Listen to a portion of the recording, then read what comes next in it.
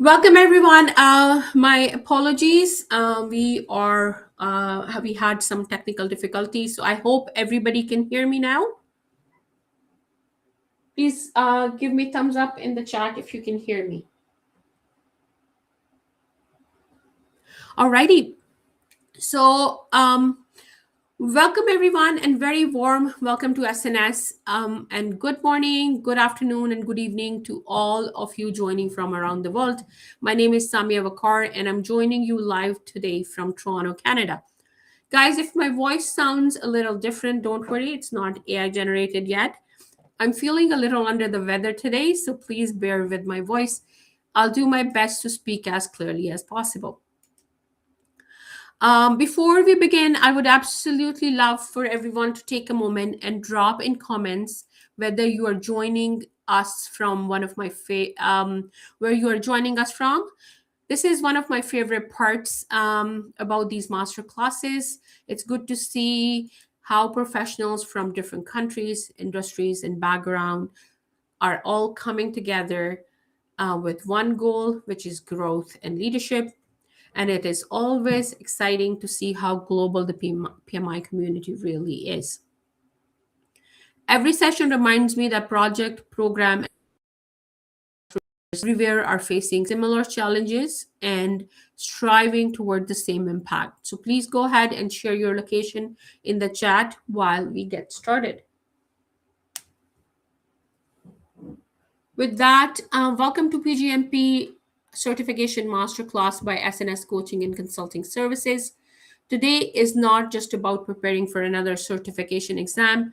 Today is about preparing yourself for the next level of leadership. At SNS, we help professionals shift from simply studying PGMP concepts to actually thinking like a strategic program manager. Leaders who are strategically aligned to execute organizational strategy are in demand today. Leaders who learn program leadership instead of exam are the leaders who align strategy to execution, manage complexity, influence decisions, govern transformation, and deliver enterprise value. AI is already transforming many delivery level activities in project management. Reporting, dashboard, scheduling, tracking, and administrative coordinations are already becoming increasingly automated. But organizations still need leaders who can think strategically, leaders who can manage benefits, governance, stakeholders, and organizational change and enterprise wide complexity. And that is exactly why PGMP matters now more than ever. Throughout today's session, we are going to simplify complex PGMP concepts and connect them to real world enterprise leadership, and help you understand not only what PMI expects from you in the PGMP exam, but also what organizations expect from senior program manager. So thanks for joining and for investing your time and energy in today's session. With that, let's get started.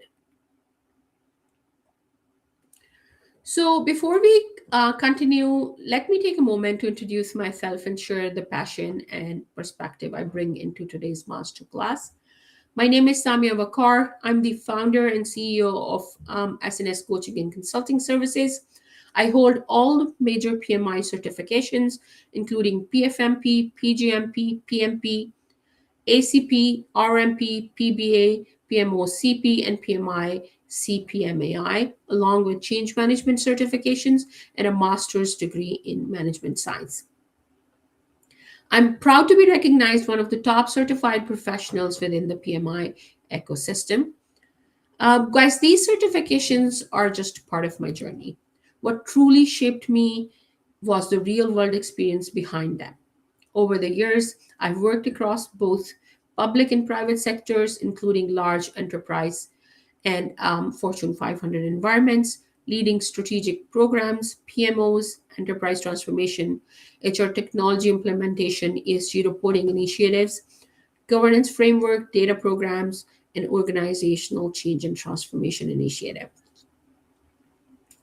I have worked in environments where strategy, technology, operations, finance, compliance, and stakeholder all collide at the same time. And that is exactly why I connect so deeply with PGMP. PGMP does not just teach you how to manage a task list, it teaches how to lead in complexity. It tells you how to align strategy to execution. It tells you how to manage benefits instead of your deliverables like a project manager. How to influence executives and stakeholders without formal authority, and how to govern enterprise level change is what is taught in your PGMP curriculum.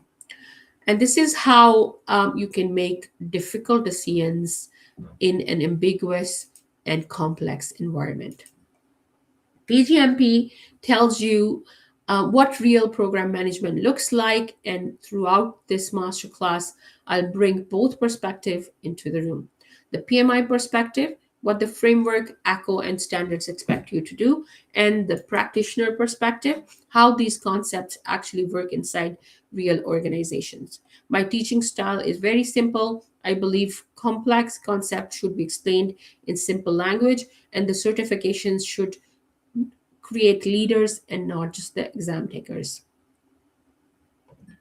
Professionals deserve practical guidance that help them grow in their career, not just pass the exam. So my goal here is to not only help my students understand what PGMP is, my goal is to help you start thinking, communicating, and making decisions like a senior strategic program leader. And I'm truly excited to go through this journey with you all today.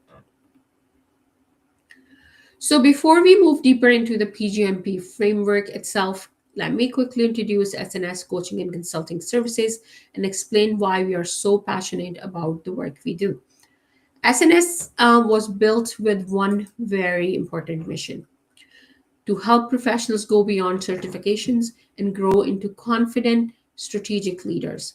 Today, SNS has become a one stop destination for all major PMI certifications, supporting professionals globally across certifications like PMP, PGMP, PFMP, ACP, RMP, PBA, PMO, CP, and AI focused project delivery programs. But what truly makes us different is that we do not believe certifications should stop at exam preparation. We believe certifications should transform the way professionals think, communicate, lead, and create value inside the organizations.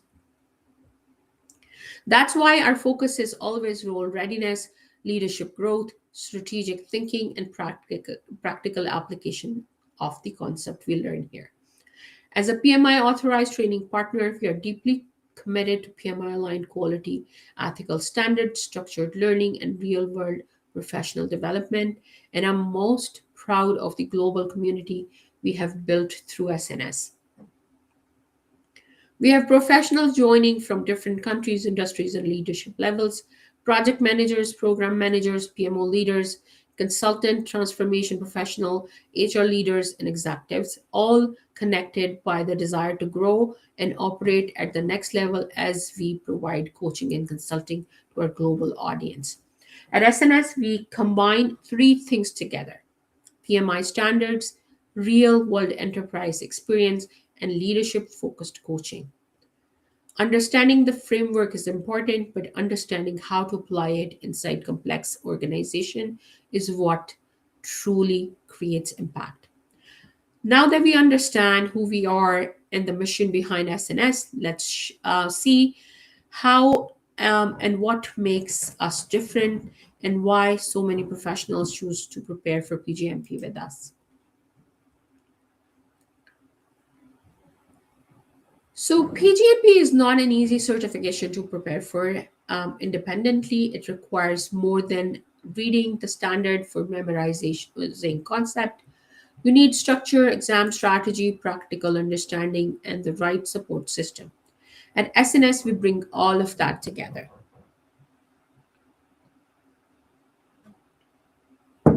As a PMI authorized training partner, our approach is aligned with PMI standards and professional certification expectations.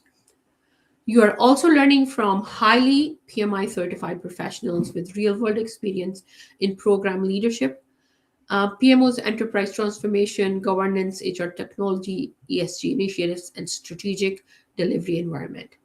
But what makes this experience truly different is the complete learning ecosystem. You get live virtual classes, realistic exam simulators, structured study plans, student handbooks, templates, checklists, videos, and audios, learning resources to entertain diverse learners. AI power study support, one on one coaching is also provided, and a practical exam guidance is given to our students. Most importantly, we focus on making you job ready and leadership ready, not just exam ready. Because PGMP is not simply about passing an exam, it's about developing the mindset of strategic problem solver. That means understanding governance, benefits, stakeholders, enterprise alignment, decision making, and organizational value realization. And this is exactly what we train you to do. And to support that journey even further, let's quickly walk. I will quickly walk you through the actual SNS learning platform student use throughout their PGMP preparation journey.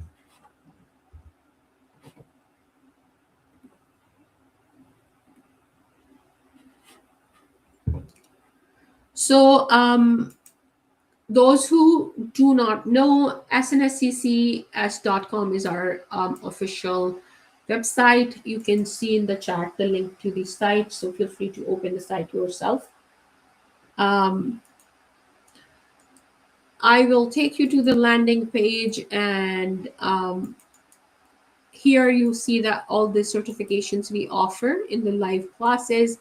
There are some self-study bundles available. We also do corporate training, one-on-one training, and executive training.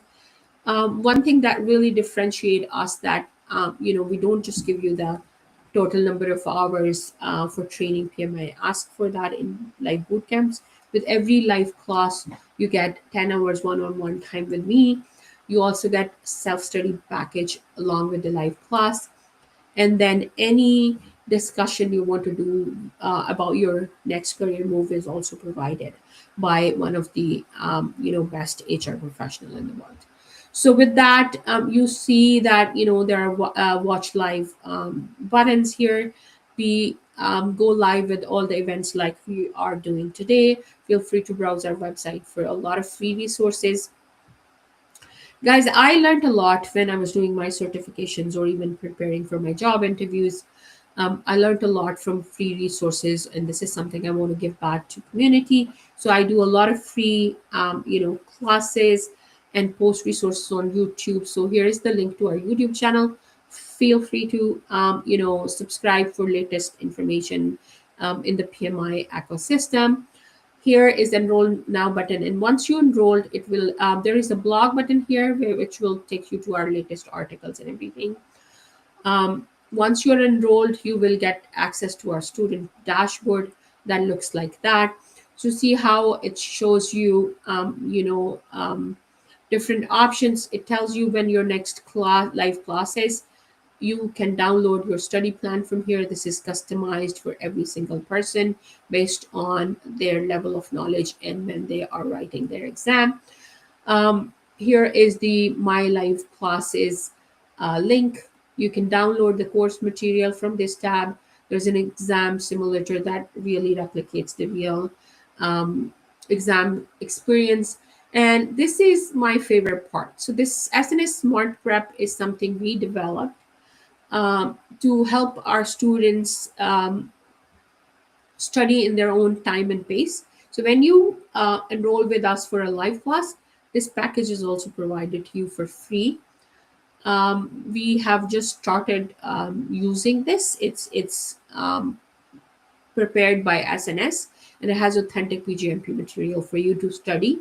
So SNS Smart Prep is your 24/7 study buddy to help you study when you're bored or you want to brainstorm or you want to ask Okay, I got this question wrong. Why is my option wrong? And how do you can even apply it in real life work scenarios? So with that, I will take you to the next screen. Guys, I strongly believe that learning is not a cookie cutter approach. Everybody learns different way. Some people are visual, some learn through listening, some learn by interactive sessions, some learns through simulators or active learning. So we try to entertain all different diverse audience learning styles here. So I when I was doing my exams, most of my exams, I was very busy. I'm a mother of a 6-year-old son, very busy professional. While working, I was also working on my business as well. So I never had time on hand.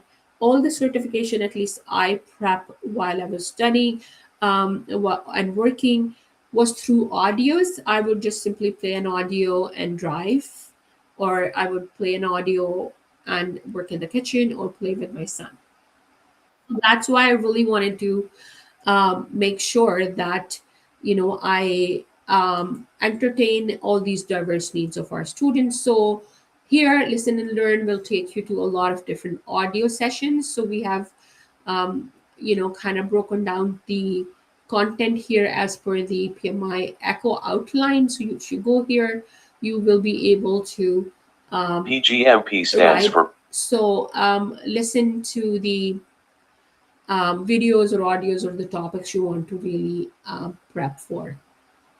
Along with that, there are video lessons available. Your full study guide is there. You can practice reinforcement simulators, and there are active learning activities available. So when you have time, feel free. If guys, you want a free tour or you want free consultation, feel free to book.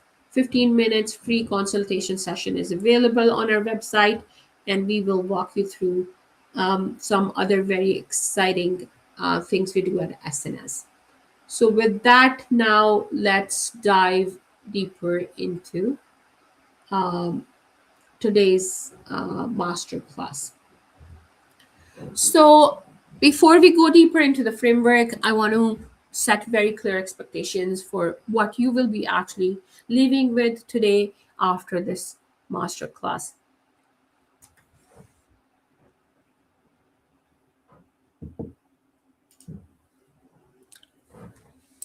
So, by the end of this session, I want you to leave with three things: clarity, confidence, and command. First, clarity. A lot of professionals understand project management, but they struggle to clearly differentiate between project, program, and portfolio at the strategic level. Through this session, we are going to simplify those concepts in plain language and connect them with real organizational environment. You will clearly understand how PGMP shifts from thinking from delivery management into enterprise. One of the biggest challenge in PGMP preparation is not the concept themselves, it is understanding how PMI expect you to think. PGMP questions are heavily scenario based. Many answer choices may look technically correct, but only one reflect the mindset of a strategic program leader. So throughout this session, we will walk you through exam mindset rules, thinking, stakeholder judgment, and benefit focused decision making. And third, command, you'll build a practical understanding of all five eco domains: strategic alignment, program lifecycle management, benefit management, stakeholder engagement, and governance. Most importantly, you will understand how these domains connect together in real enterprise programs. And I really want everyone to remember the message at the bottom of this slide.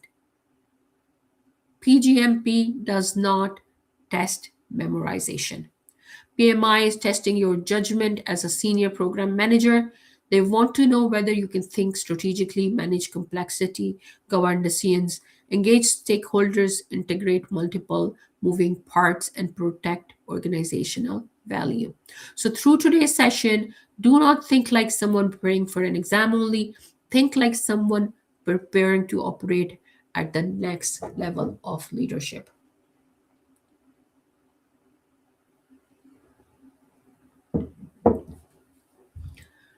So let's start with the most important foundational concept. What is PGMP? PGMP, or Program Management Professional, is PMI's advanced level certification for experienced program leaders. This certification validates that you can manage multiple related projects in a coordinated way to deliver strategic business outcomes and organizational value. And that distinction is extremely important. PGMP is not about managing one project successfully, it's about managing complexity across initiatives, aligning programs to organizational strategy. This is why PGMP is considered one of the most senior and respected certification with the PMI ecosystem. Organizations do not view PGMP holders as task manager. They view them as strategic leaders who can connect business objectives to execution. Now, if you look at the table in the center of this slide, this comes directly from the PMI-PgMP exam content outline. This table shows how PMI distribute exam questions across the 5 domain of program management. And you can immediately notice that the largest domain is project lifecycle management at 44%. That tells us PMI expects program managers to deeply understand how programs are defined, planned, delivered, integrated, transitions, and transitioned and closed. The other domain, strategic alignment, benefit management, stakeholder engagement, and governance, reinforce something very important. Program management is fundamentally strategic and leadership oriented. This is one of the biggest mindset shifts students need to make today. Most professionals initially approach PGMP with the project management mindset, but PGMP is asking a completely different question. Not can you manage a schedule, but can you lead enterprise value delivery in complexity? And that is the real qualifications. So, for the sake of time, guys, I'm not going off what do you need to write the exam and what is the required video where I explained in detail what PGMP is, what are the requirements, how do you book your exam, and everything. I give you a full walkthrough of PGMP page from PMI directly. So feel free to look at our YouTube channel if you are looking for more details.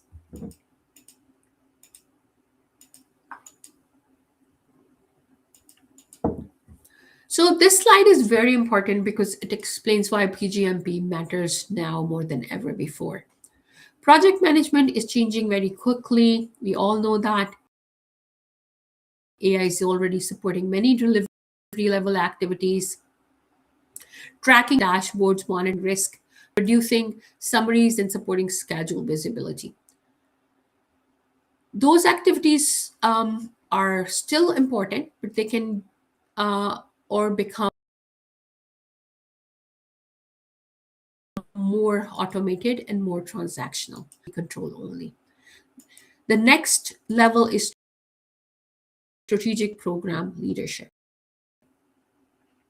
On the left side, you see tracking timelines, managing scope, schedule, cost, and reporting status. On the right side, you see PGMP level leadership, orchestrating multiple related initiatives, guiding executive decisions, aligning work to enterprise priority, and that is the key difference. Project delivery asks, are we on time and on budget? Program leadership asks, are we achieving the intended business values the organization wanted to achieve through this program? So, guys, that is why PGMP is such a move for project managers. It helps you move into the space AI cannot easily replace in your future. Judgment, influence, governance, strategic alignment, benefit management, and enterprise level value realization is something that is very hard to replace by AI. So the message is simple: move from delivery control to enterprise value orchestration. And with that, let's move to the next slide. I understand that most of us are program managers or future program managers, but a program is but Let's, start by looking at of. So, um, what exactly is a program?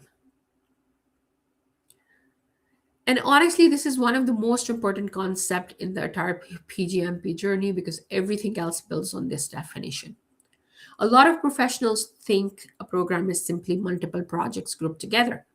But in PMI's world, a program is much more than a bunch of different projects.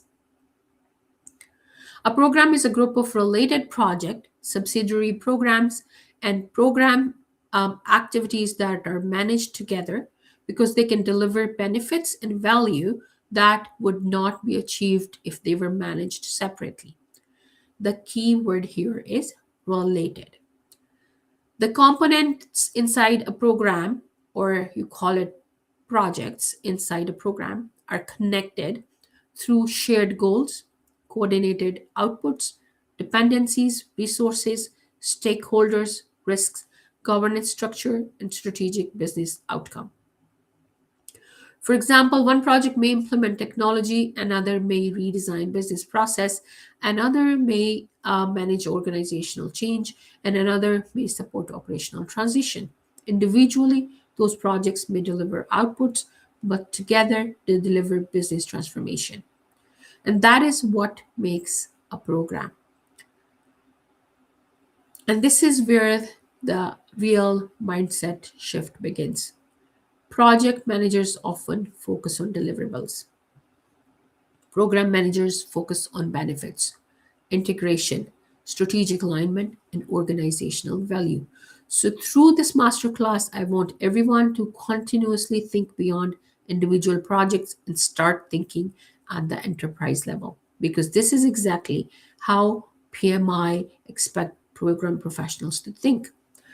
So now that we understand what program is, our next logical question becomes what exactly is program management and how it is different from simply managing multiple projects at the same time. So we really need to really understand the PMI mindset. I have done another video in detail where we covered the 50 PMP mindset, although that was not targeted to program management. However,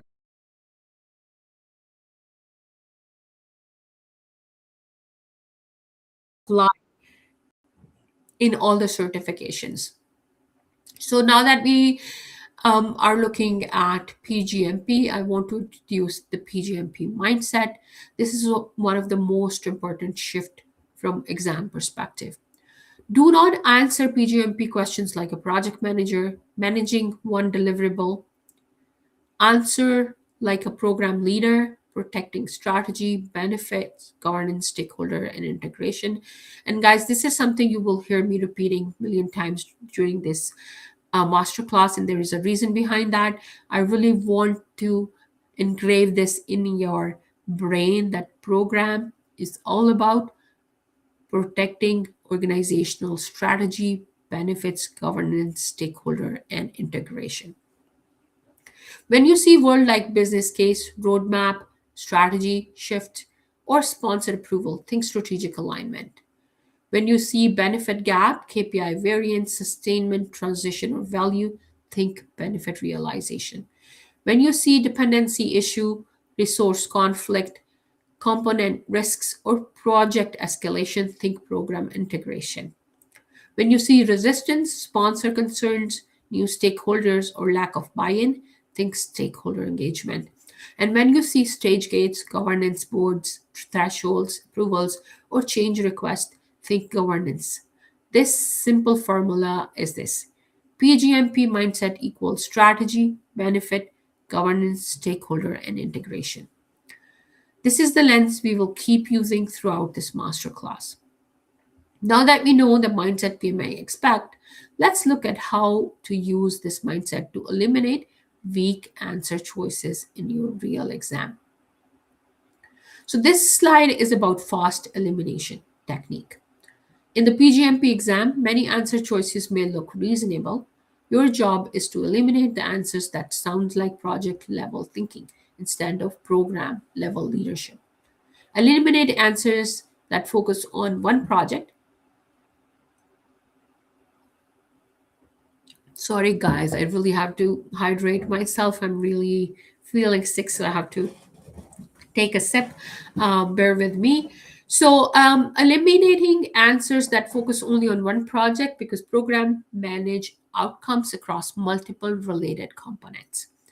Eliminate answers that jump into implementation before analysis because PGMP reward judgment before action. Eliminate answers that bypass governance because major program decisions need authority, evidence, and the right decision path. Eliminate answers that measure only schedule and cost because program success is measured by the benefits, value, and strategic outcome, not on time, on budget, and on schedule. Eliminate answers that ignore operations because benefits often continue after the program is transitioned and closed. And eliminate the answers that escalate too quickly unless the issue exceeds your authority, threshold, risk tolerance, or governance path.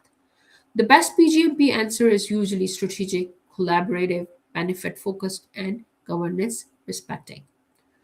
So now that we have the mindset and elimination rules, let's move into the formal definition of program management and understand how it differs simply by managing multiple projects. So, what is program management? Program management is not simply managing several projects at the same time, it is a coordinated application of knowledge, skills, and principles to a program so that organization can achieve its objectives, optimize benefits, and manage risks effectively. The key phrase on this slide is benefits and control that are not available by managing program components individually. This means the program manager is always looking across full system. At the component level, they're looking at alignment between all the component projects. They are looking at our dependencies being managed, our resources being used in the best way, our risk being escalated at the right level, and our benefits still achievable.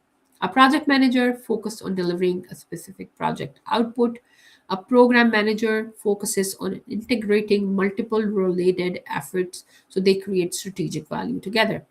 So, in simple language, program management is about coordinating related work to deliver outcomes, benefits, and value that individual projects could not deliver alone. So, with that, let's move to the next slide. This slide is very important because it shows where program management sits inside the organization. I will let you look at this slide and absorb this, read it through because there's a lot of information on this one slide. I will let you pause here and let you look at this on your own pace before we start talking about it.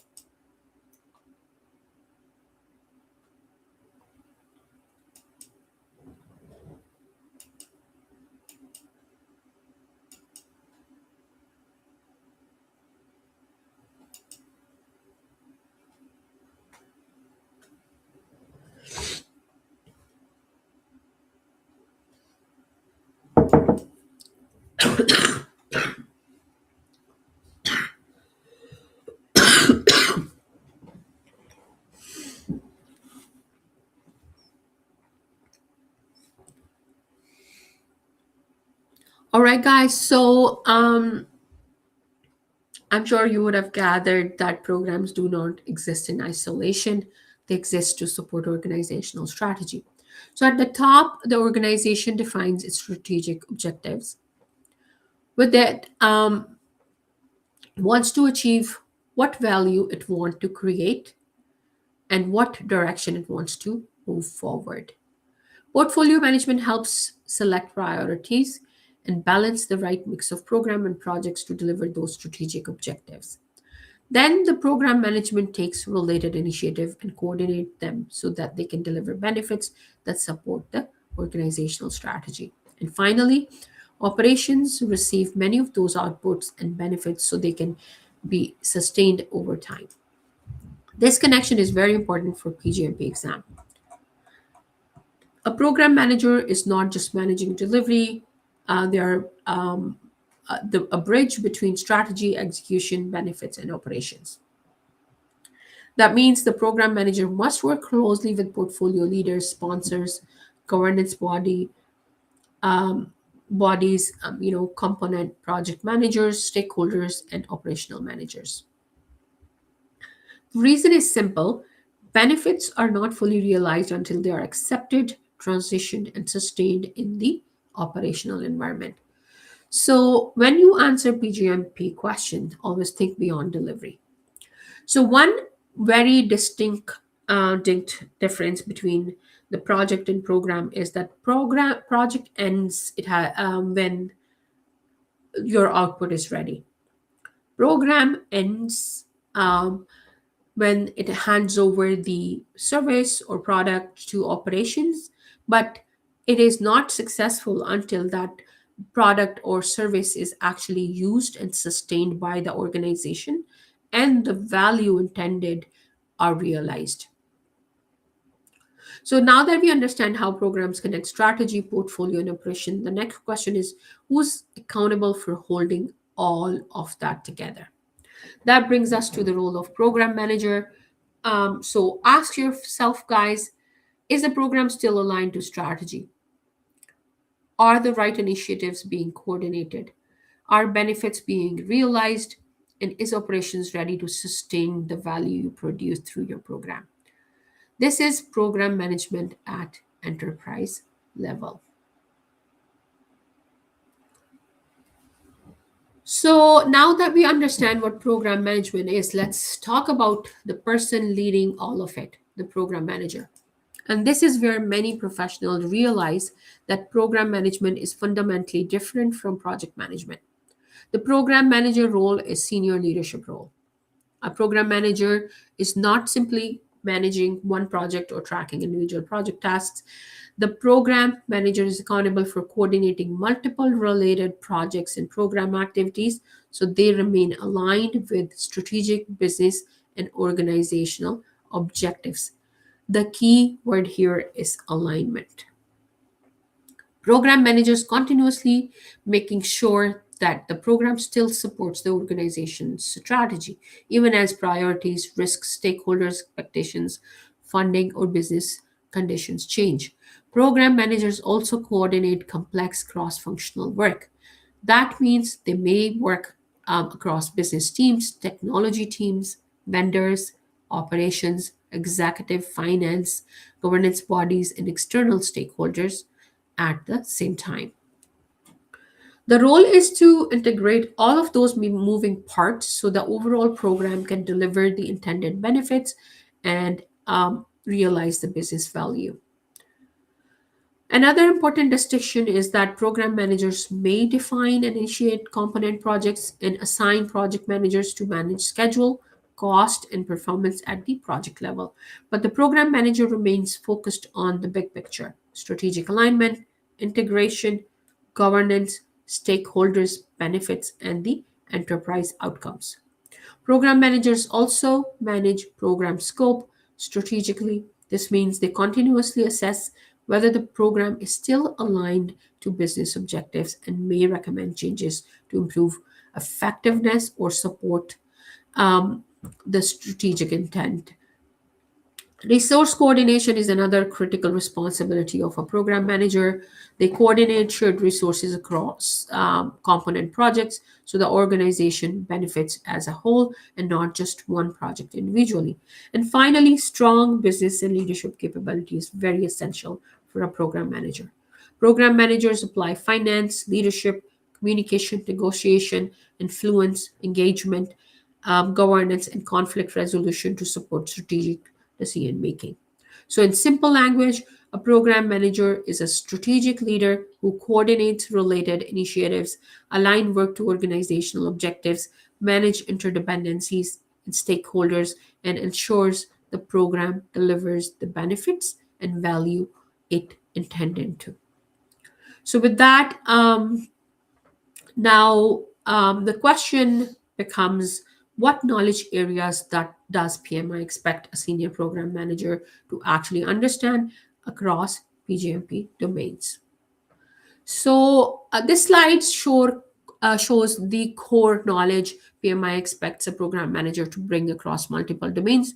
So you don't need to memorize this list word to word. The purpose of this slide is to understand the breadth of the PGMP role. The program manager is expected to understand business, finance, benefits, risk, contract management, governance, stakeholder engagement, leadership communication, change management, ethics, data management, knowledge management, and sustainability. So that tells us something very important. PGMP is not a narrow delivery certification, it is an enterprise leadership certification. A program manager must be able to sit across business, technology, finance, operations, vendor, etc., etc., and make a decision that protects the overall program value. So when you study for PGMP, do not study these topics in isolation. Ask, how does this knowledge help me align the program to strategy? How does it help me protect benefits? How does it help me to manage the risk? How does it help me to influence my stakeholders? How does it help me to make better governance decisions? And this is the mindset PMI wants to see. If you have looked at the PGMP standard, you see it's very smaller as compared to PMBOK. So, guys, there's another myth where people think that they can read the um, guide and pass the exam. That's absolutely not the case, because I'm a PGMP certified many years ago. When I wrote my exam, there were a lot of questions which were not even from any of these standards I have read from PMI. And I have all major certifications, which means I am well versed with what each standard contains. So you really need to up your game, because it's a very strategic role, and the test is not a memory test. It's actually testing your concept for sure, but it also tests how do you perform under stress and have you actually worked as a program manager. So when we train you at SNS, we prepare you for not just the exam, but for the role, and we help you to develop that mindset that help you to excel as a leader and not just deliver the program. This slide shows the core skills PMI expect program managers to apply across every domain. So again, this is not a memorization list. This slide shows the leadership profile of a PGMP level professional. So a program manager must be able to listen actively, think analytically, communicate clearly, manage change, influence stakeholders, negotiate priorities, solve problems, and lead across virtual, multicultural, and global teams. I did a program where I was working with the teams in 20 countries and with 200,000 employees across the globe. So this could be like one example to help you understand the programs can be very, very complex and broad. But the two most important skills here are integration and system thinking. You have to be a system thinker in order to be a good program leader. I've also done, a video on explaining what the system thinking is. So feel free to browse my YouTube channel for that if you want to understand system thinking in detail. So at the program level, you're not looking at one task, one team, or one deliverable. You're looking at entire system. You're asking, how does component affect another? How does this risk impact benefits? How does the stakeholder concern affect adoption? How does the decision affected strategy, funding, operations, and long-term value? That is why PGMP is really leadership judgment exam. It tests whether you can think across complexity, influence without authority, manage expectations, and make decisions that support organizational outcomes. So, why you study these skills, do not treat them as soft skills. These are strategic leadership skills. So, guys, when you are choosing to study for PGMP exam, some people want to do it on their own. Some people go to different institutions and instructors. One thing I really want you to understand, that do not treat PGMP as one certification in your list. It's a very strong toolkit in your toolkit that you can leverage throughout your career, whether you're working as a program manager or a CEO in a company. So make sure you leverage the time you spent on this certification and you maximize it. We at SNS help you to really understand that mindset of a leadership. I've also developed my own leadership courses, so feel free to browse them on SNS website as well. And that is what really helps us to build better leaders than mere exam passers. So on the next slide, you see the 5 domains we looked at. So I will walk you through at a very high level for the sake of time, but we will cover almost all 5 domains at a high level. So we have covered the broad knowledge and skills expected of a program manager. Let's move into the first PGMP domain, which is strategic program alignment. This is where PGMP starts shifting us from project delivery thinking into true enterprise leadership thinking. Strategic program alignment is about making sure the program exists for right business reasons, support the organization's strategy, and continue to deliver value as conditions change. This domain is not asking, can we complete the work? It is asking, should this program exist? Is it still aligned to strategy? And will it deliver the intended benefit and not just the outcome of the project or program? This is why you see knowledge areas on this slide, such as business strategy, organizational objectives, feasibility analysis, funding models, financial measurement, legal and regulatory requirements, portfolio management, program mission and vision, scenario analysis, strategic planning, and trend analysis. These are not task level topics, these are executive decision making topics. So at the program level, you are expected to understand the business environment around the program. You need to understand why the program was selected, what strategic objectives it supports, what benefits it is expected to deliver, what assumptions were made, what constraints exist, and what could change in the market or organization, funding environment, technology environment, or regulatory environment. This is also where the program business case becomes very important. The business case is the justification for the program investment and explains why the organization should spend time, money, people, and executive attention on this program instead of something else. So after business case, the program charter formally authorizes the program and gives the program manager the authority to begin leading the work. The program roadmap and program management plan then help translate that strategic intent into structured direction for delivery benefits, governance, and stakeholder alignment. For the PGMP exam, remember this. Strategic alignment is not something you check once at the beginning, it continues throughout the entire program life cycle.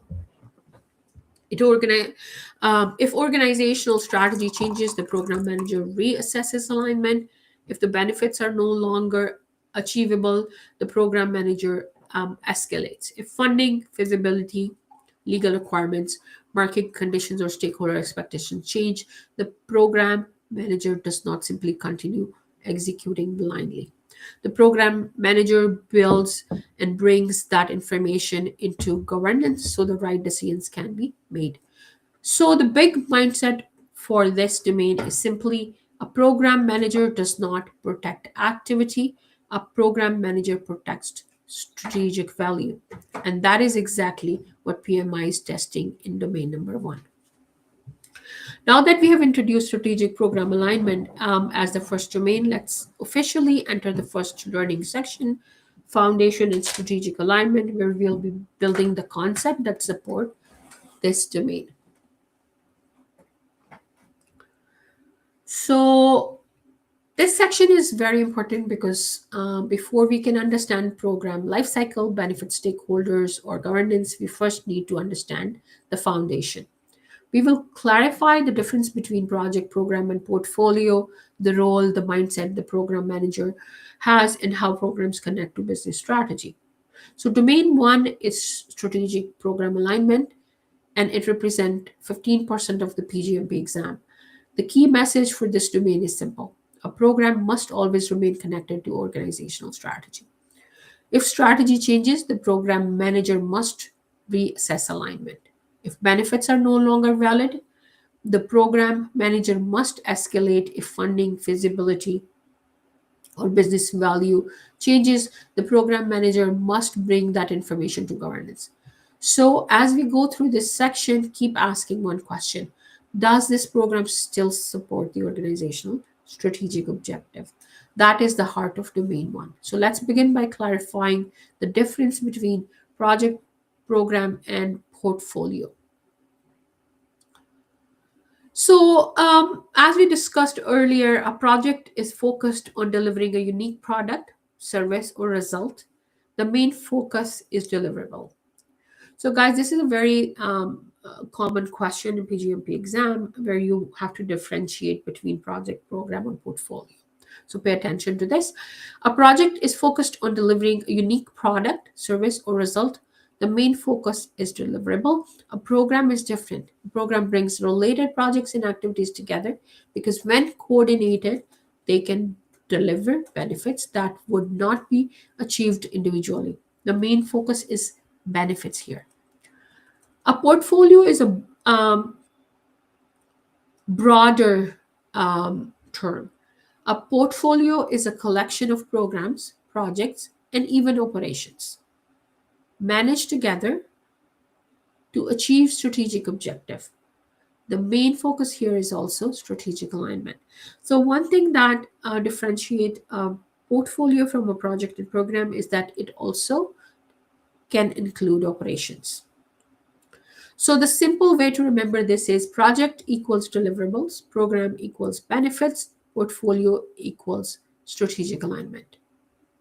For the PMP exam, PGMP exam, this distinction matters a lot. If the scenarios talk about coordinating related projects for the shared benefits, think program. If scenario talks about selecting, prioritizing, or balancing investment against organizational strategy, think portfolio. So now that we understand the difference between project, program, and portfolio, let's look at the program manager um,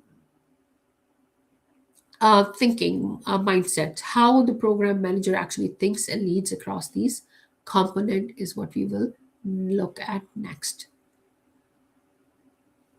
So a program manager leads across the full program lifecycle and makes sure organizational strategy is translated into real measurable benefits.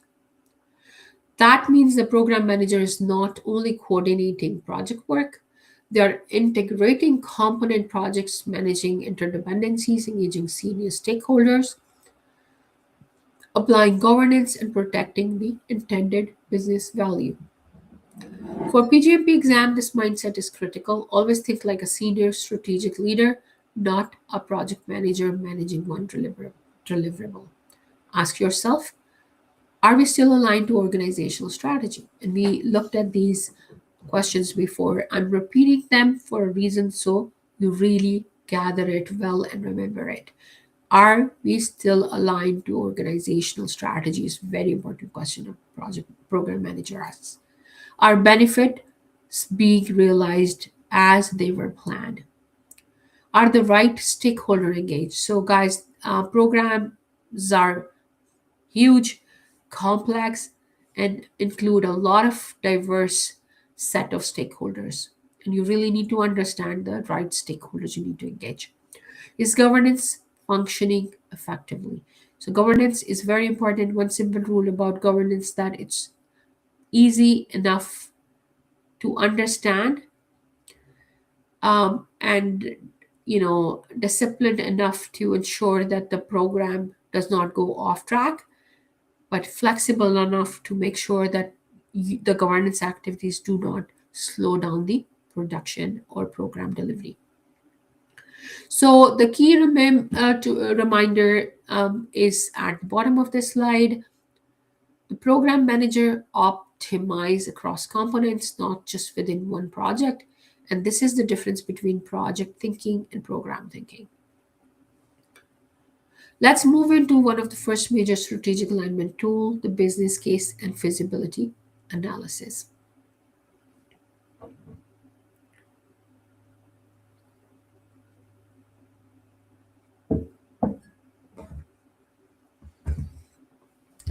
So now we move into one of the first major strategic alignment tool in program management, the business case and feasibility analysis. The business case answers very important question. Why should this program exist to start with? At the PGMP level, we are not starting with task, schedule, or deliverable. We are starting with the business reasons for the program. So, guys, bear with me. You keep on reading this slide. I'll be right back.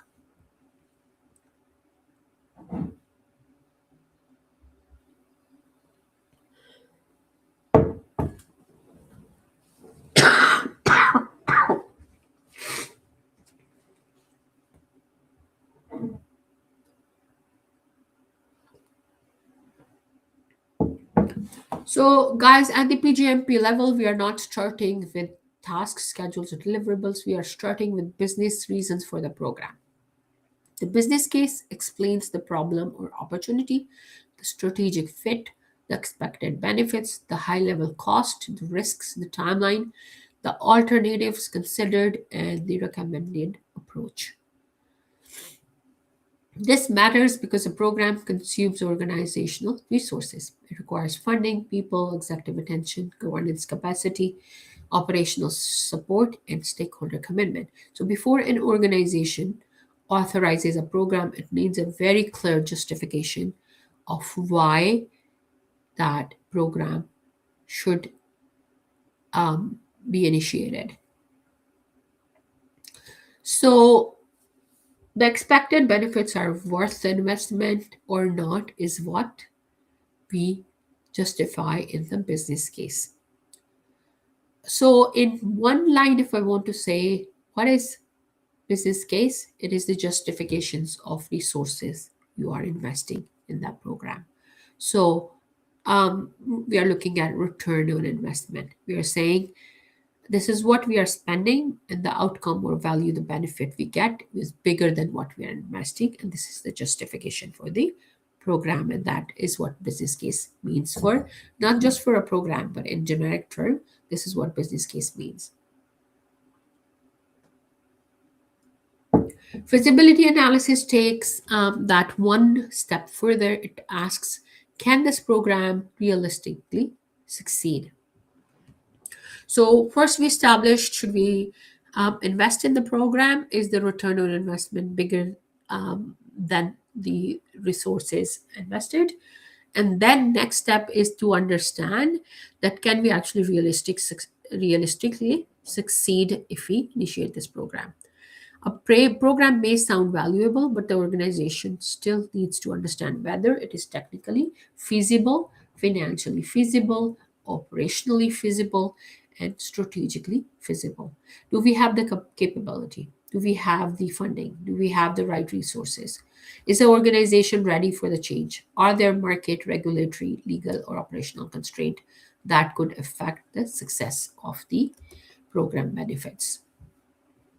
That is where financial measurement technique also come in. Methods like ROI, IRR, NPV, payback period, and cost benefit analysis help leadership compare options and decide whether the program is sound investment or not. For the exam perspective, remember this clearly. The business case is not one-time document that gets created and forgotten. It is a living justification of the program you are leading. If the environment changes, if benefits are no longer achievable, if costs increase significantly, or if the program no longer supports strategy, the program manager should not simply continue delivery. The program manager should reassess the business case, and take the issue through governance as per their organizational policy. So the PGMP mindset here is simple. Do not protect the work just because it has started. Protect the business value that this program was created to deliver. Once the business case justification is done, the program and feasibility confirms it is worth pursuing. The next step is formal authorization through the program charter.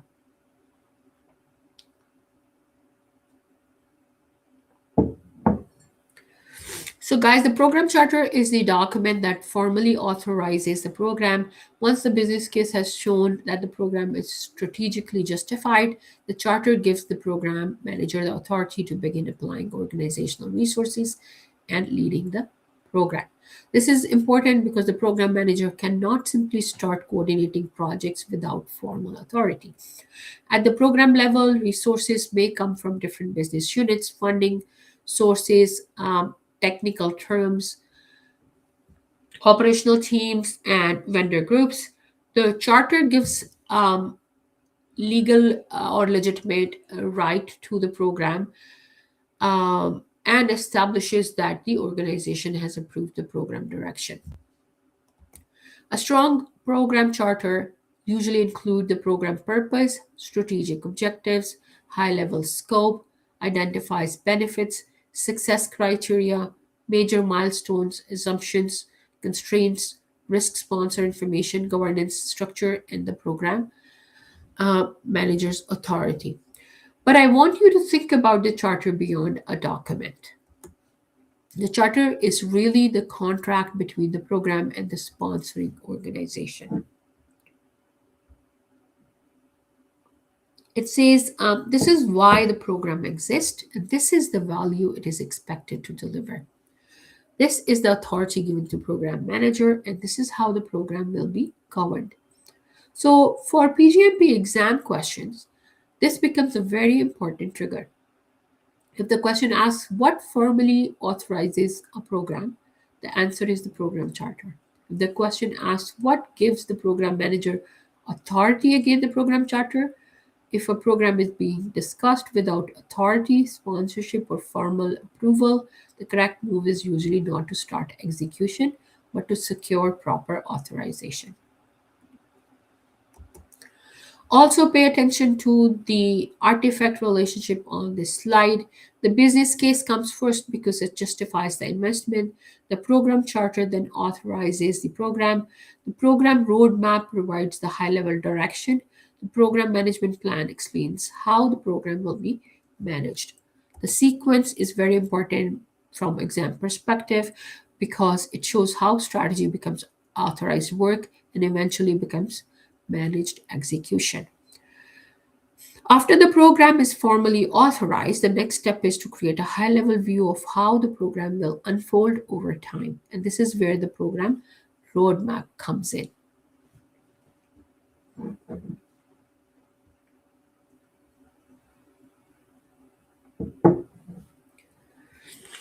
Guys, the program roadmap is the high-level strategic view of the program over time.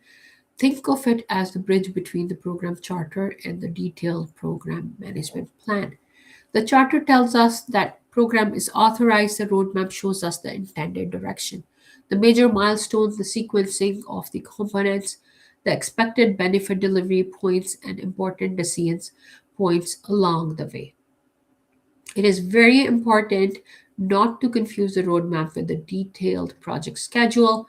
A schedule is usually more detailed and focused on timing, task dependencies, and execution control.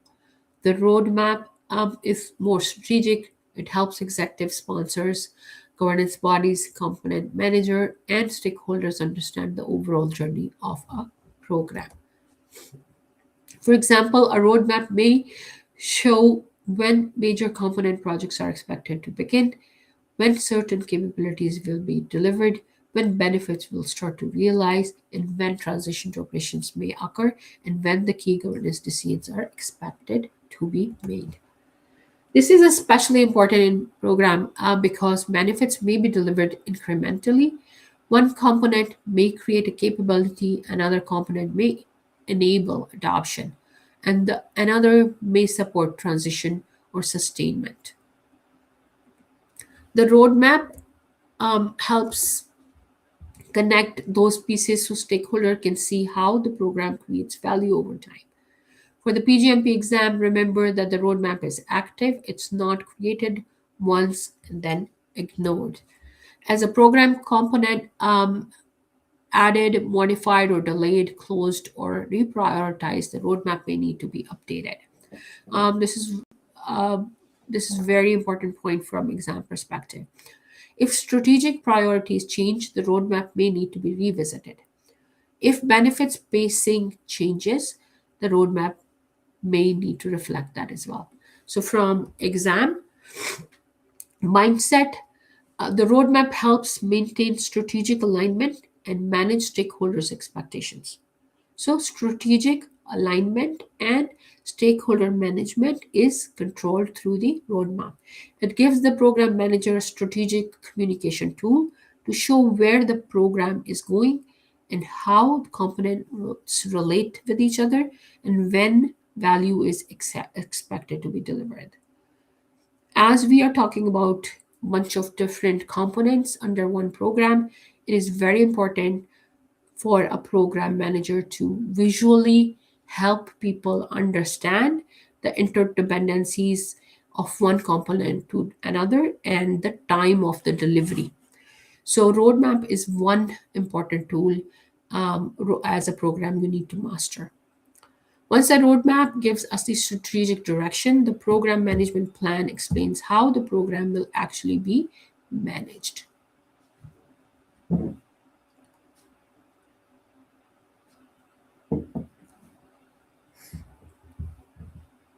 So, the program management plan is one of the most important artifacts in program management.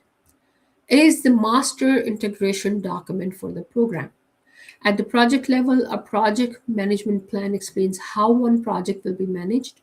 At the program level, the program management plan explains how multiple related components will be integrated, governed, monitored, controlled, transitioned, and closed in a coordinated way. This plan brings together subsidiary plans such as scope management, schedule management, financial management, risk management, communication management, benefit management, resource management, procurement management, quality management, stakeholder engagement, and governance. The key word here is integration.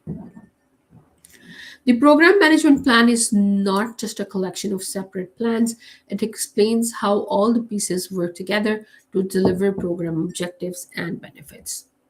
For example, the scope plan explains how programs and component scope will be defined and controlled. The schedule plan explains how timing and dependencies will be coordinated across different projects. The financial plan explains how funding will be managed and reported. The risk plan explains how program level risks and escalated component risk will be identified, analyzed, responded to, and monitored. The benefit management plan explains how benefits will be identified, measured, delivered, transitioned, and sustained to be more precise. This is why the program management plan is so important for PGMP. It creates the management baseline and control structure for the program. But again, at the program level, the plan is not frozen forever. It is a managed baseline. It should be updated when new information becomes available, when components change, when risk emerge, when benefit shifts, or when governance approves a change. For the exam, when a scenario asks how the program will be managed across multiple components, how integration will be controlled, or where the program manager should look to understand the approved approach, think program management plan. The program management plan is how the program manager turns strategic intent into the coordinated program execution. Even with a strong plan, the program does not operate in vacuum. The program manager must continuously assess the environment and manage risks, that could affect strategy and benefits.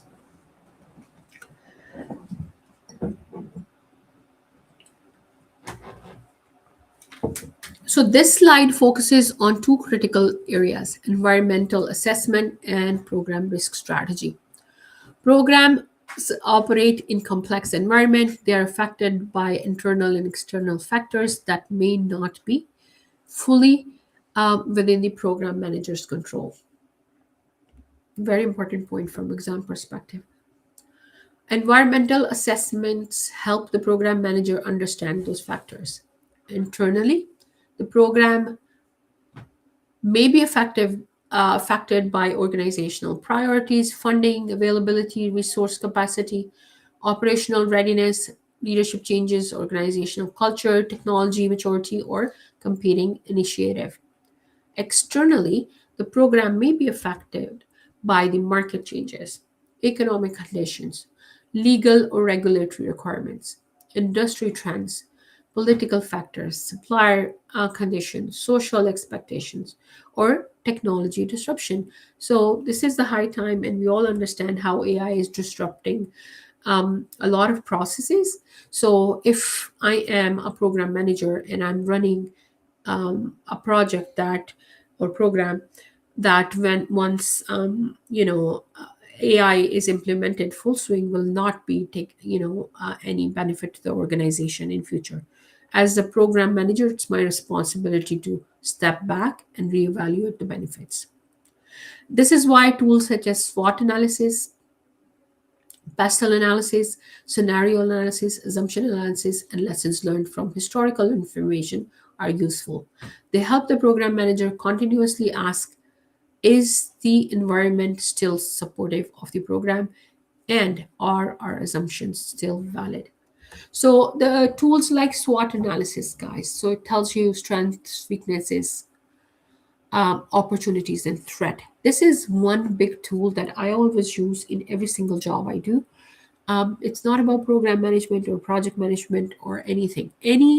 Anything you are doing, any work you are taking, any task activity you are completing, anywhere when you are investing, you're entering a new market, you're starting a new job. SWOT analysis is the thing I actually go to. What are your strengths? What are your weaknesses? And what are the opportunities available? And what are the threats? So this is something very important. I would say every person who works in a management position should be very well versed with the SWOT analysis at least. It's one big tool in your pocket that would help you to really make your decisions objectively.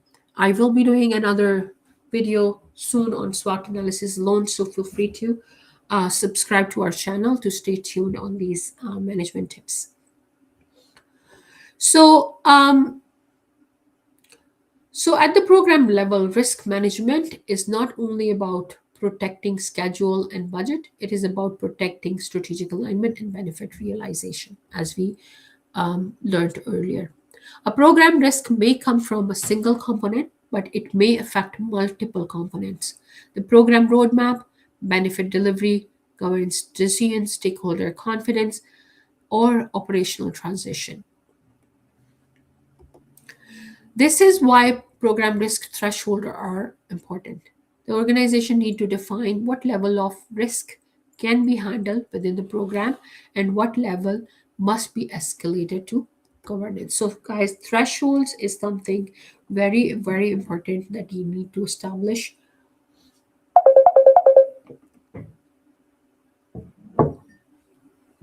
You need to establish if you are a program manager.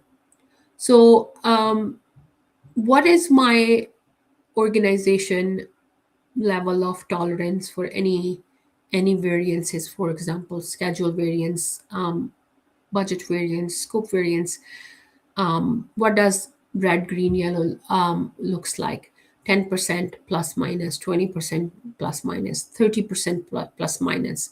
So very important to make sure that you have thresholds not just available for all the stakeholders, but they really understand like what is the tolerance level for those thresholds for the organization is, so that there are no surprises. For PGMP exam, remember this rule. Program level risk management is about protecting the benefits and strategy, not just protecting the timeline. So when a question gives you environmental change, uncertainty, new regulation, stakeholder shift, funding issues, or benefit risks, the answer is usually to assess the impact, update the appropriate program artifacts, and escalate through governance if thresholds are exceeded. Now that we have covered the key strategic alignment tools, let us summarize the domain one exam mindset and lock the principle PMI expect you to apply. So this slide brings together the exam mindset for domain one, strategic program alignment. The first principle is strategy first always. So every major program decision should connect back to organizational strategy. If organization strategy changes, the program manager should reassess whether the program still makes sense, whether the benefits are still valid, and whether the roadmap and management plan needs to be adjusted. The second principle is that the business case is a living document. The business case is not just an approval artifact, it is the ongoing justification for the program. If costs rise, benefits become unrealistic, external conditions change, or investment no longer makes sense, the program manager should not ignore that. The program manager should bring the information to governance for review and make decisions. The third principle is benefit over deliverables. A program may be busy, projects may be completing deliverables, teams may be producing reports, but the real question is, are we still delivering the intended benefits? Program managers do not measure success only by activity or output. They measure success by whether the program is creating the intended value. The fourth principle is that charter equals authority. Without a formal program charter, the program manager does not have clear authority. The charter authorizes the program, confirms the sponsor, connects the program to strategy, and gives the program manager the authority to lead. For example, for the exam, keep these questions in your mind. Is the program still aligned to strategy? Is the business case still valid? Are the benefits still achievable? Does this decision require governance? This is the heart of strategic program alignment. And this is also the first big shift from project thinking to program thinking. Project managers may focus on execution, efficiency. Program managers must focus on strategic relevance and value. So now that we have completed the strategic alignment foundation, we are ready to move into our next domain two, program lifecycle management. This is the largest domain on the PGMP exam. I will let you review the slide and absorb this information before I start talking about it.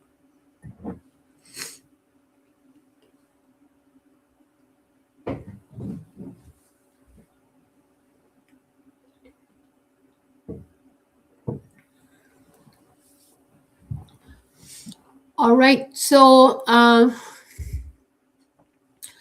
am, for the sake of time, just flipping this slide and we will jump to the new next slide. So in the full PGMP exam structure, domain 2 carries the greatest exam weight because it represents the practical management of program from beginning to end.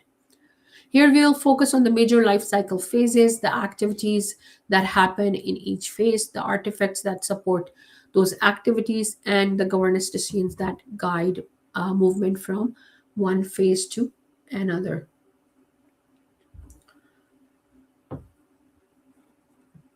Think of this section as the operating engine of the program. Strategic alignment told us why the program exists. Lifecycle management tells us how the program moves. So domain 1, strategic alignment, told us why the program exists, what benefits does it bring to organization. Lifecycle management tells us how do we move forward How do we execute the the intended benefits? How do we execute the strategy to get the benefits? We will look at the program definition phase, the program delivery phase, the program closure phase, integration management, PMO and PMIS, performance reporting, and the phase-based activity structured, often tested on the exam. The most important thing to remember is that programs are dynamic. The program life cycle, therefore, does not always move in simple straight line. Components may be authorized at different times. Benefits may be delivered incrementally. Plans may be updated. Risk may trigger changes. Governance may approve new components, modify existing projects, or even terminate a program if benefits are no longer achievable. So, as we move through this section, keep asking, what phase are we in? What decision is needed? What artifact should be updated? And how this project or component or activity protect benefit realization overall.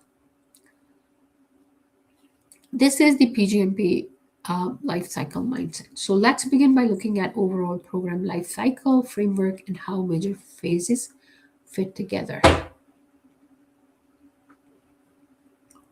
The program lifecycle is made up of three overarching phases: program definition, delivery, and closure. Definition phase includes formulation and planning.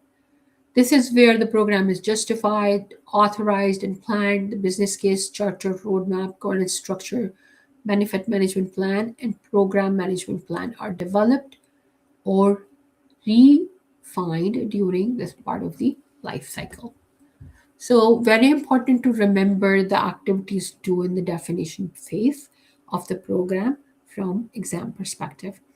The program delivery phase is where components are authorized. So, delivery is where you actually authorize the projects that are under a program.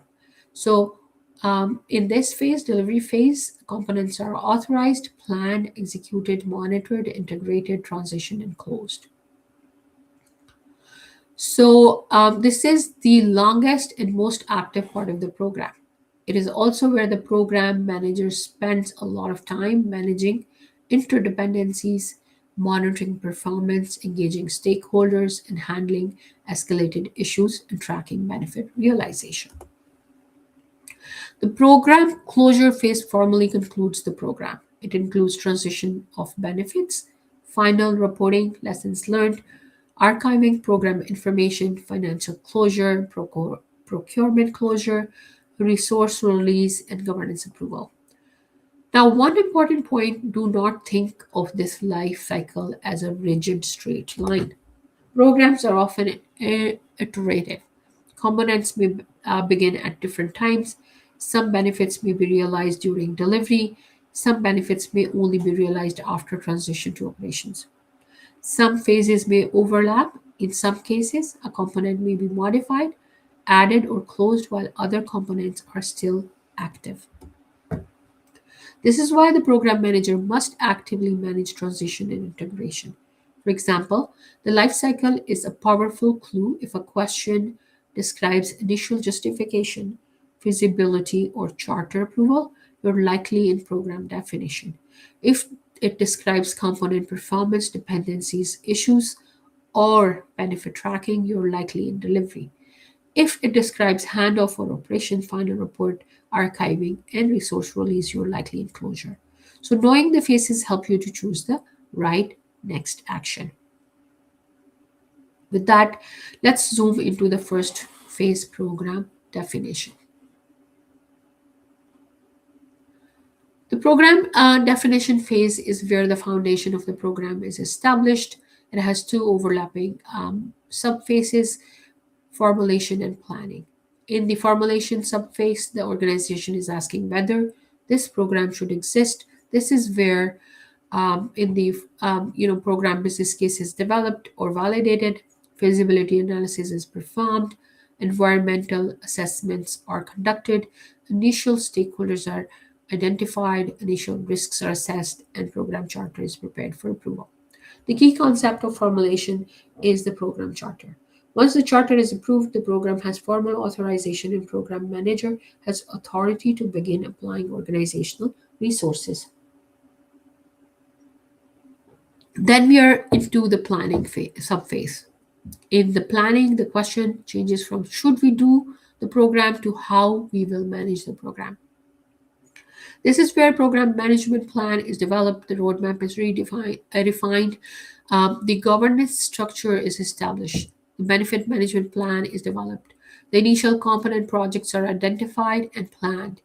Program infrastructure such as PMO and PMIS may be established. So, PMIS means the Project Management Information System.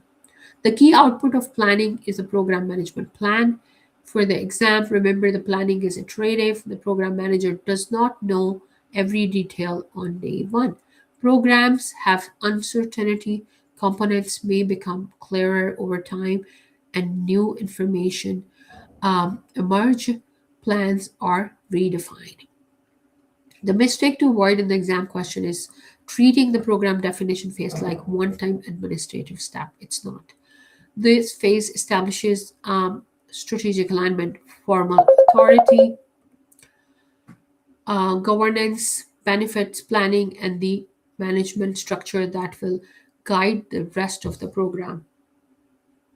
Once the program has been defined, authorized, and planned, we move into program delivery phase where program components are managed and integrated to deliver benefits.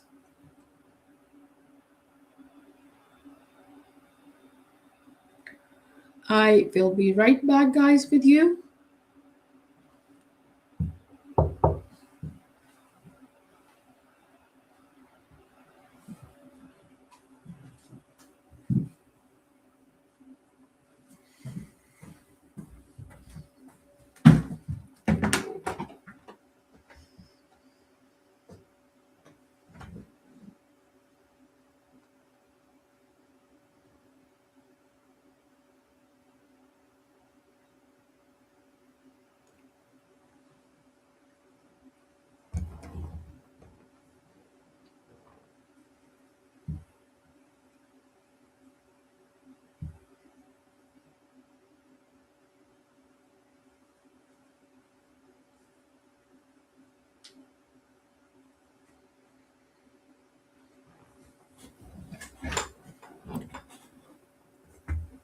Alrighty. So, program delivery phase is where the program begins producing the outputs, outcomes, and benefit, and it was created to deliver. The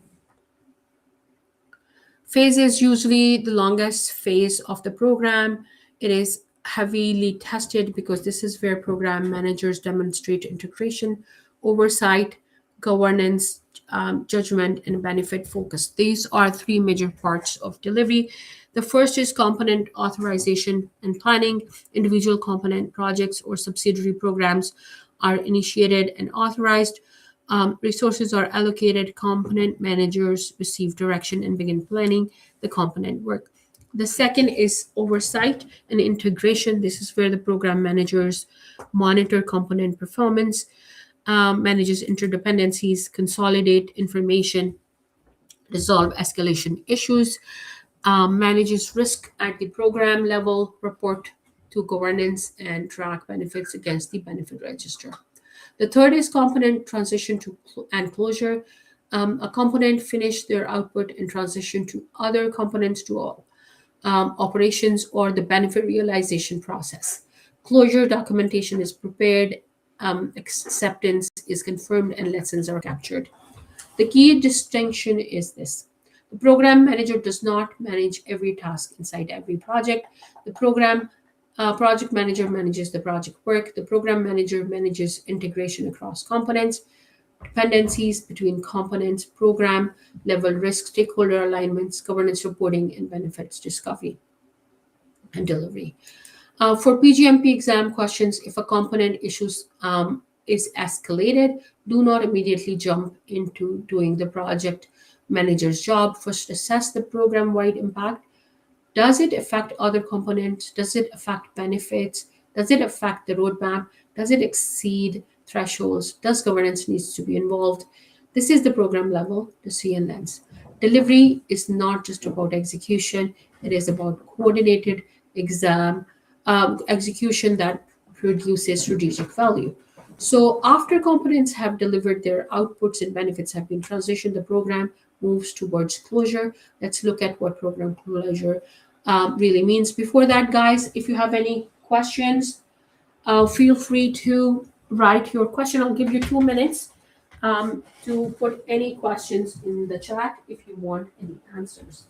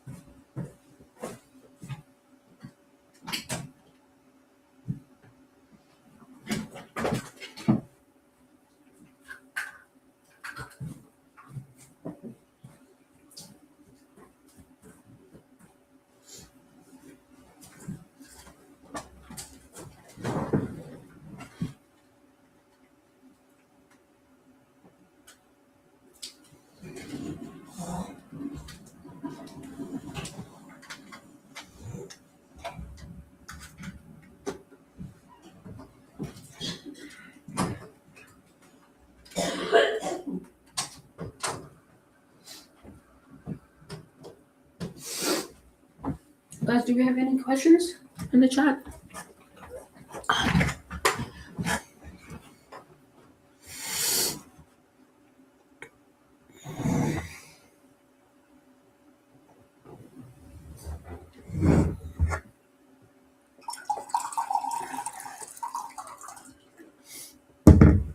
Thank you so much, guys, for staying and bearing with my voice. I'm really sick today.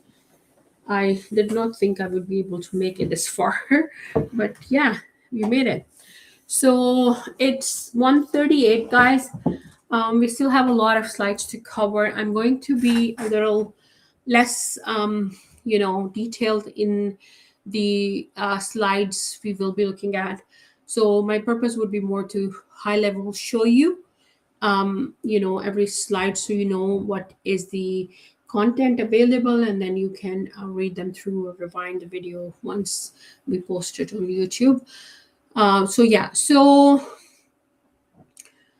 program closure is often most misunderstood. Many professionals think closure means the work is finished, but in program management, closure means much more than completing task. Program closure formally concludes the program only after the appropriate benefits have been transitioned. Operational ownership is established, final performance is assessed, resources are released, contracts are closed, and knowledge is achieved. And all the documentations are archived. These are several important closure activities. First, the program manager ensures that final benefit transition and handoff are complete. This means the receiving operational teams understand what they are receiving, what they are responsible for sustaining, and how benefits will be continuing after the program closes, and how the benefit will be measured once it's closed. Second, the final program performance report is prepared. The report summarizes overall program performance, benefit realized versus planned, major variance, risk issues, lessons learned, and recommendations for future programs. Third, the program manager conducts a post-program review and captures lessons learned. This should not be treated as formality. Lessons learned are organizational assets. They help future programs avoid the same mistakes and reuse effective practices. Fourth, program resources are released and contracts are closed. Financial and procurement closures should be completed before final program closure. Fifth, program records are archived in the PMIS if the company is using one, or organizational knowledge repository. For the exam, remember this clearly. Program is not successfully closed simply because project is done. A program is ready for closure when benefits have been formally transitioned to operations, or when governance has determined that closure or termination is appropriate. Sometimes a program closes because the charter has been fulfilled.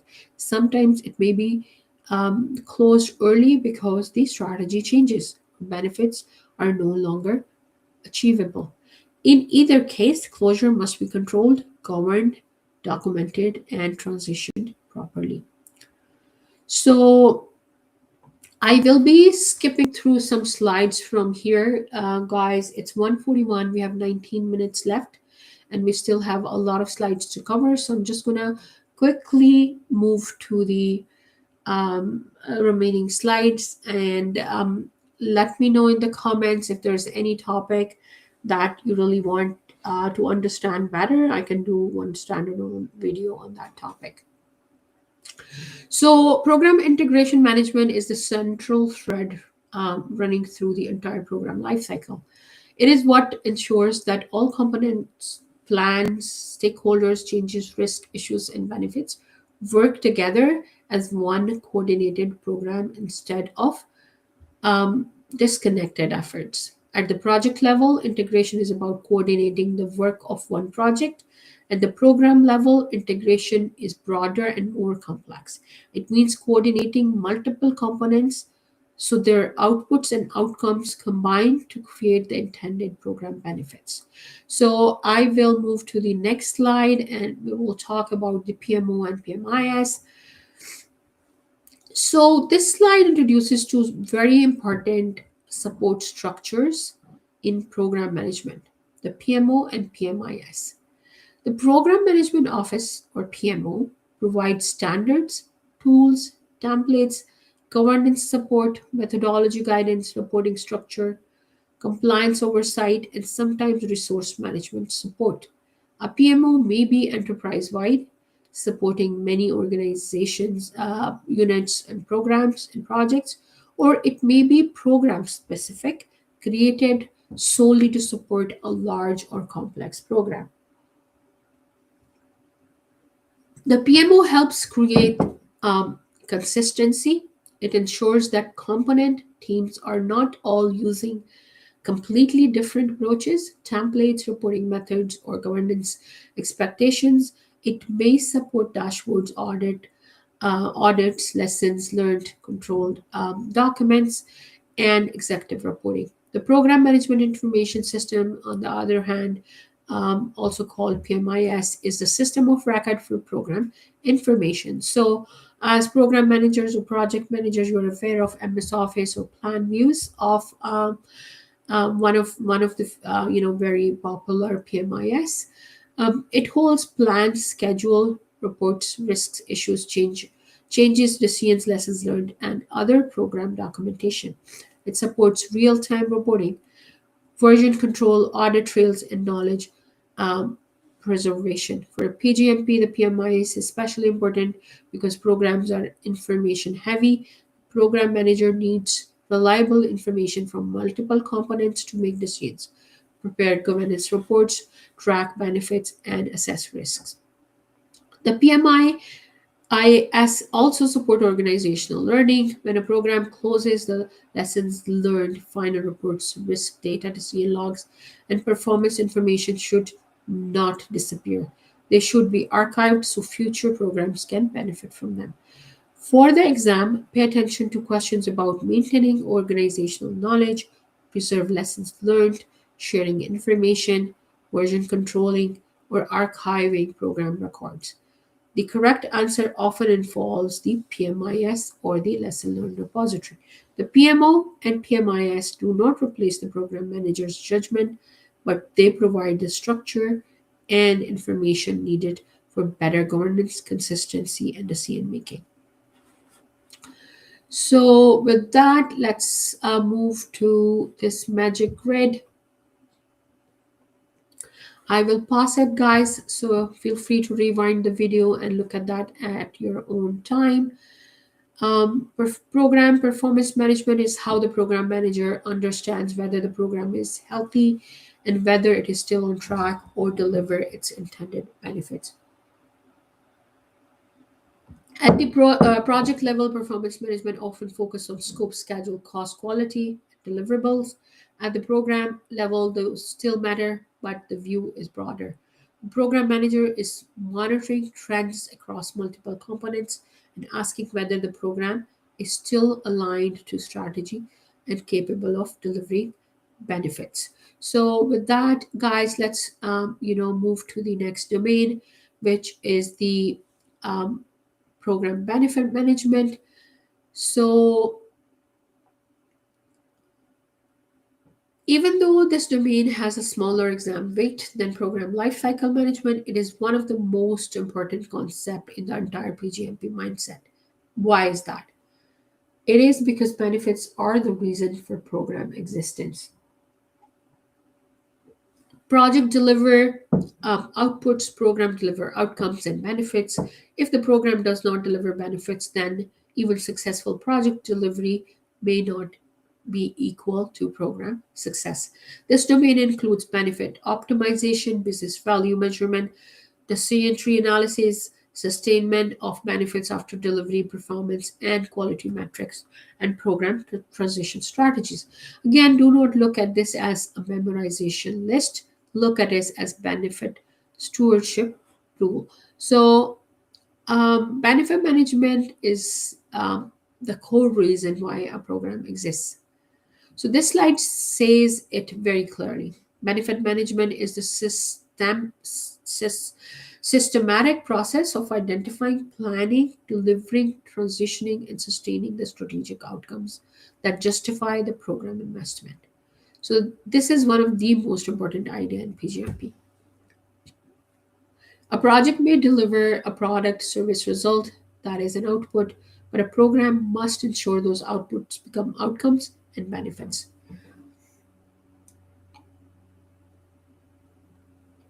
So one important example is a technology project may deliver new system, but the benefit may be faster processing time, improved customer experience, reduced operational cost, better compliance, or improved decision making. The system itself is not the benefit. The business value created by using the system is the benefit. This is why the program manager cannot stop at delivery. The program manager must think about adoption, transition, operational readiness, measurement, ownership, and sustainment. So benefit management framework, identification, analysis and planning, delivery, and transition to operations. Benefit identification and benefit register. Benefit identification is where the program begins to define exactly what value it is expected to create. A benefit should not be vague, it should be specific, measurable, linked to strategic objective, realistic, time-bound, and assigned to an accountable owner. For example, improve operations is too vague. A stronger benefit would be reduce processing time by 30% with 6 months after implementation, or improve compliance reporting accuracy by a defined target date after transition to operation. Benefits can be tangible or even intangible. Tangible benefits may include cost saving, increased revenue, reduced cycle, improved quality, or reduced risk exposure. Intangible benefits may include improved employee satisfaction, stronger brand reputation, better stakeholders, confidence, or improved organizational capability. Even intangible benefits should be defined in a way that can be observed or measured. So the benefit register is the central artifact for tracking benefits throughout the program. Benefit analysis and planning is where the program manager and stakeholders determine whether the identified benefits are achievable, properly valued, sequenced correctly, and tied to the right components. Benefit transition and sustainment are very critical because benefits often do not become real until they are accepted and used by the business. A program can deliver outputs, but if operations cannot use them, adopt them, support them, or sustain them, the intended benefits may not be realized. Um, with that, the domain 3 mindset. This slide summarizes the benefit management mindset for PGMP exam. The first principle is the benefits are the reason for program existence. Every trade-off, every change request, every risk response, every governance escalation should be evaluated through the lens of benefit realization. Program manager should always ask, how does this affect the value we are trying to deliver through our program? The second principle is that benefit register and benefit management plan are living documents. They are not created once and left untouched.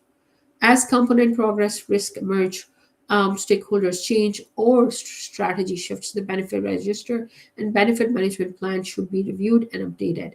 The third principle is transition before closure. So a program is not transition before closure. The program is not complete just because components are completed. Benefit must be formally transitioned to operations or another receiving organization and sustained um, by the owners, and sustainment ownership must be very, very clear. The fourth principle is that optimization is ongoing. Benefit optimization means continuously improving the quality, timing, sequence, and impact of the benefit. Sometimes this means adjusting component priorities. Sometimes it means adding, modifying, or transferring components. Sometimes it means changing the benefit realization approach because the environment has changed. For the exam, when you see a benefit gap, KPI variance, sustainment issue, operational readiness problem, or stakeholder concern about value, do not respond like a project manager focused only on schedule. Respond like a benefit steward. Assess the benefit impact, review the benefit register, evaluate the benefit management plan, engage the right stakeholders, and involve governance if the business case or strategic value is affected. This is one of the strongest indicator of PGMP level thinking. So let's now move into another domain that's deeply connected to benefits realization, that is stakeholder engagement. So stakeholder engagement to me is the most important um, topic that a program manager has to master. Not even a program manager, regardless of you're a project manager, portfolio manager, program manager, operations manager, or CEO. You need to understand your stakeholder. You need to satisfy their needs. You need to engage them to get the results. So this section brings together the people side and the scene side of program management. We are now moving into domain four, stakeholder engagement, and domain 5, uh, governance. So I'm going to skip this slide for the sake of time. So this is the stakeholder management framework. It is simple on this slide, but very powerful in practice. It follows 4 major steps: identify stakeholders, analyze stakeholders, plan engagement, and engage and update. The first step is identification. The program manager identifies individuals, groups, organizations, customers, sponsor, governance bodies, operations teams, suppliers, regulators, and any other parties who may be affected or can affect the program. The second step is analysis. This is where the program manager assesses stakeholder influence, interest, power, expectations, support, resistance, impact, and readiness for change. That the third step is engagement planning. Based on the analysis, the program manager creates strategy for how to engage each stakeholder group or stakeholder.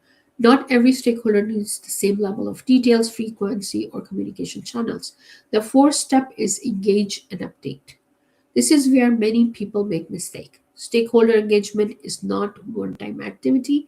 Program evolves, stakeholders change, new stakeholders emerge, existing stakeholder may gain or lose influence, support level may shift, organizational politics may change, benefits may affect different groups at different times. So the stakeholder register, stakeholder map, stakeholder engagement plan must be continuously reviewed and updated throughout the life cycle of a program. For the exam, remember that stakeholder engagement is iterative. If a new stakeholder appears, identify and analyze. If stakeholder becomes resistant, understand why. Expectations change, update the engagement plan. Stakeholder issues could affect benefit, so assess the impact and treat them as program risks when appropriate. The program manager role is to keep stakeholder aligned enough for the program realization um, and benefit benefits and value the program really wants to bring. So stakeholder engagement is not just communication. It is alignment, influence, expectation management, and relationship leadership um, in a nutshell. With that, let's move to our last domain, which is maybe we will review the exam mindset of the domain 4. So this slide summarizes the stakeholder engagement mindset for PGMP exam. The first principle we want to remember is that engagement is ongoing. Stakeholder engagement never stops. Program changes, stakeholders change, expectations change. So keep it going throughout the life cycle of the program. The program manager must continuously monitor stakeholder positions and update the stakeholder engagement plan. The second principle is understand before acting. When a stakeholder raises concern, becomes resistant, or withdraws support, do not just jump immediately to action. First, understand why. This is the reason behind the resistance. The correct response is always understanding before acting in the exam. The third principle is tailor communication. One size does not fit all. Any exam question that says a cookie cutter, one size fit all type of answer, mostly it's wrong. A sponsor does not need the same communication as a project manager. An operational manager does not need the same communication as a regulator. A resistant stakeholder may need a different engagement approach than a supportive stakeholder. So the fourth principle is that sponsor is often the escalation point when stakeholder issues cannot be resolved at the program level. So a manager never escalates an issue that is in the control and authority of the program manager. When the thresholds cross that program level limitation, that's where you engage the stakeholders. This is especially true for political issues, executive misalignment, resource conflict, or stakeholder resistance, where threat benefits exceed the program manager's authority. So for exam, remember the program manager should first engage and attempt to resolve within authority and escalate if it is beyond the manager's authority. So identify, analyze, engage, tailor communication, update the plan, escalate when necessary.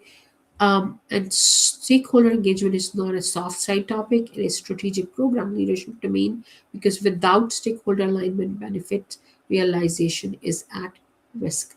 So that brings us to our next domain, which is governance.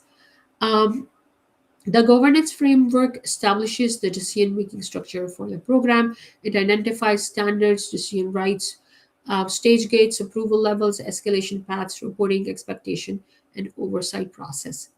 This is important because program involves complexity. There is multiple components, multiple stakeholders, multiple risks, multiple funding concerns, and multiple benefit dependencies. Without governance, decisions can become inconsistent, delayed, political, or misaligned. The first element on this slide is standards. Standards define the policies, baseline requirements, methodologies, templates, reporting expectation, and quality expectation that the program and its components should follow. The second element is decision rights. This defines who has authority to make which decision. The program manager may have authority for some decisions, the sponsor may own others, the testing committee or governance board may be required for major changes, phase gates, risk threshold, breaches, or funding decisions. The third element is stage gate. Stage gates are formal reviews, points where governance evaluates whether the program and component should continue um, with modification, pauses, or stop. For PGMP governance, it is not bureaucracy, governance is decision enablement. A strong governance framework makes decision making more disciplined, more transparent, and more aligned with strategic objectives. It also helps the program managers know when to act within authority and when to escalate. For the exam, if a program decision exceeds the program manager's authority, crosses a defined threshold, affects the business case, impact benefits significantly, or requires organizational commitment, the program manager should prepare and create recommendation and route the decision through governance. Do not bypass governance, but also do not escalate every small issue. Use the governance framework to determine the right level of decision making. So with that, we will go to the last slide of this topic, which is the mindset related to governance. So PGMP exam is not simply a knowledge test, it is a judgment test. PMI is assessing whether you can think and decide like senior experienced program leaders in complex and ambiguous situation. A PGMP professional does not think in isolated tasks. A PGMP professional thinks in systems. They think about strategy, benefit, stakeholders, governance, and integration simultaneously. The first mindset is always strategic. Every major decision should connect to organizational strategy and benefit outcome. If a program is no longer aligned to strategy, continue the work without reassessment is not strong program management. The second mindset is always benefits focused. Benefits are why the program exists. Deliverables matter, but the benefits prove value. The program manager protects benefits over isolated output completion. The third mindset is always stakeholder um, awareness. Stakeholders influence adoption, funding, governance, operations, and sustainment. A program manager must continuously understand and engage stakeholder at all levels. The fourth mindset is always governance respectful. A program manager facilitates decisions, escalates appropriately, respect authority, structure, and uses accurate data to support governance. You can remember this way. Strategy tells us why, benefits tells us what value, stakeholders determine support and adoption, governance determine authority and decisions. Integration holds everything together. This is the PGMP lens. If you apply this lens consistently, you will not only improve your exam answers, you will also improve the way you lead programs in real world. PGMP is not about memorizing definitions, it's about demonstrating mature program leadership, judgment, and working and excelling under pressure. So here are some of the study materials available, the course documents. And with that, we conclude today's session. Thank you so very much for joining. If you enjoyed, click the like button on our other videos as well and subscribe to our channel so we can bring you continuous um, content to help you not just to pass your PMP exams, but also to excel in your job. We also provide career support. Feel free to book free 15 minutes consultation if you want to discuss anything with me beyond the exam. At SNS, we also support students who are women and they need help and cannot support their education. They can reach out to us and we provide free support to them. In every PM PMI certification live class. We hold one seat for women candidate for free. So feel free to browse our website and book sessions. Subscribe to our channel for more PMI validated content. Thank you very much for joining and have a wonderful evening, morning, night, wherever you are. Thanks. And